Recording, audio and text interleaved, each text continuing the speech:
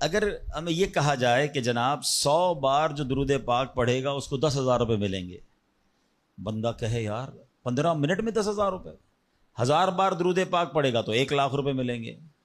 سبحان اللہ۔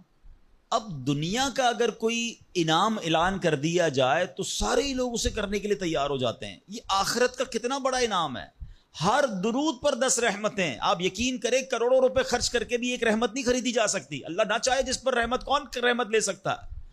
مگر درود پاک سبحان اللہ ہر درود پر رحمتیں برس رہی ہیں۔ اس وقت جو حالات چل رہے ہیں، معاملات چل رہے ہیں، ہم سب چاہتے ہیں ہماری بھی حفاظت رہے، ہمارے بچوں کی، ہمارے کاروبار کی، ہمارے گھر بار کی حفاظت رہے، ہم سفر پر جائیں تو خیر سے جائیں، واپس بھی خیر سے آئیں۔ تو سبحان اللہ مجھے بتائیے جس پر رحمت الہی برستی رہے تو اس کی کیسی حفاظت ہو جائے گی؟ تو گھر سے نکلے تو درود پڑھیں، سفر میں درود پڑھیں، بچوں کو کہیں کہ وہ گھر پہ درود پاک پڑھیں، تو انشاءاللہ یہ سارا رحمتوں کا حصار جو ہے ہمارے ارد گرد رہے گا۔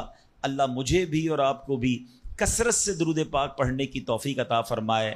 آئیے مل کر محبت کے ساتھ بآواز بلند درود پاک پڑھ لیں۔ صلو علی الحبیب صلی اللہ تعالی علی محمد صلی اللہ علیہ وسلم۔ نبی کی شان میں ہو جس قدر درود پڑھو، محبوں پاؤ گے جنت میں گھر درود پڑھو، 1000 درد کو یہ ایک دوا کفایت ہے، 1000 درد کو یہ ایک دوا کفایت ہے، جو پیش آئے ذرا بھی خطر درود پڑھو۔ ایک بار پھر درود پاک پڑھ لے۔ صلو علی الحبیب صلی اللہ تعالی علی محمد صلی اللہ علیہ وسلم۔ میرے پیارے اسلامی بھائیو، علامہ ابن حجر رحمۃ اللہ تعالی فرماتے ہیں درود پاک ایک نیکی نہیں ہے۔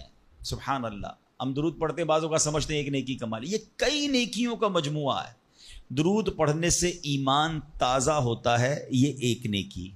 درود کی برکت سے نبی پاک علیہ الصلوۃ والسلام پر یقین بڑھتا ہے، یہ دوسری نیکی۔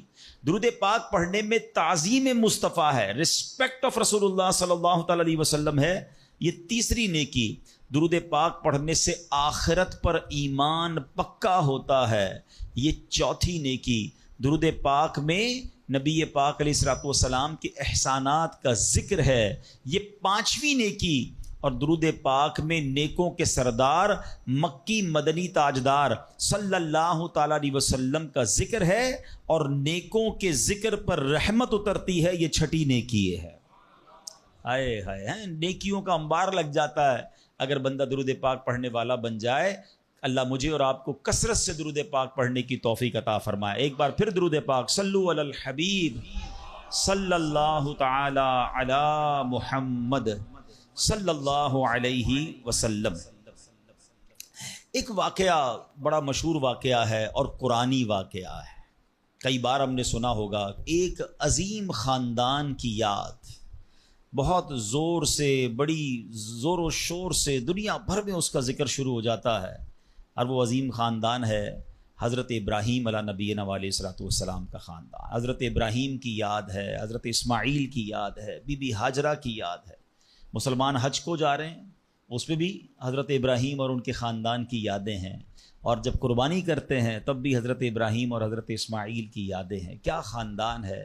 مگر ان واقعات سے جو آج بیان میں سے کچھ باتیں میں عرض کروں گا، اور اس کا مقصد کیا ہے انشاءاللہ وہ آگے بتاتا ہوں۔ ایک بادشاہ تھا نمرود۔ یاد رہے کہ دنیا میں 4 ہی ایسے بادشاہ گزرے ہیں جن کو پوری دنیا پر حکومت کرنے کا موقع ملا ہے، ٹھیک ہے؟ اس میں 2 ایمان والے تھے، 2 غیر مسلم تھے۔ جو ایمان والے تھے وہ حضرت سلیمان علیہ نبینا علیہ الصلوۃ والسلام، اور دوسرے حضرت ذوالقرنین رحمۃ اللہ تعالی علیہ۔ اور 2 جو غیر مسلم تھے، بے ایمان تھے، اس میں ایک تھا نمرود اور دوسرا فرعون۔